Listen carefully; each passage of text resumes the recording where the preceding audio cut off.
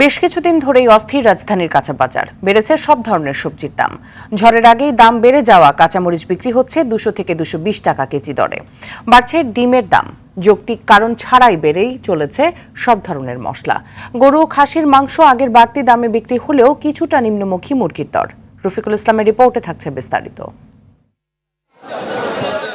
নিত্যপণ্যের বাজারে অস্থিরতা থামছেই না। তীব্র তাপদাহে এক দফা দাম বাড়ার পর আবারও ঊর্ধ্বমুখী সবজির বাজার।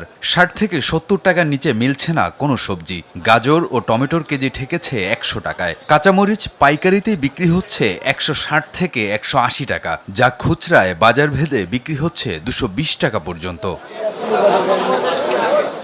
বাজারে পর্যাপ্ত সবজি থাকলেও দাম বাড়ার পেছনে নানা অজুহাত ব্যবসায়ীদের। 2-3টা সবজির দাম একটু বেশি, আর অন্যান্য সবজির দাম আগের মতনই আছে। আমদানি কম হইলে মরিচের দাম একটু বাইরে যায়, বেশি হলে দাম একটু কমে যায়। নিত্যপণ্যের বাড়তি দামে সংসার চালাতে হিমশিম অবস্থা সাধারণ মানুষের। যারা আমরা চাকরি করি তারা তো মনে হয় 100 টাকা 200 টাকা কেজি কেনা সম্ভব না।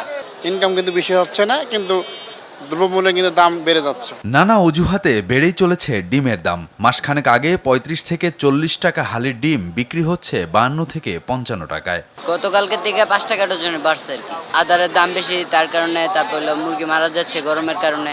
ভারত থেকে আমদানি করা হলেও কমছে না পেঁয়াজের ঝাঁজ। সপ্তাহের ব্যবধানে কেজিতে 10 টাকা বেড়ে বিক্রি হচ্ছে 75 থেকে 80 টাকায়। সামনে কোরবানি তো আমরা দরকার 5 কেজি, আপনি নিতে চান 20 কেজি, এইভাবে আমরা দামটা বাড়াই।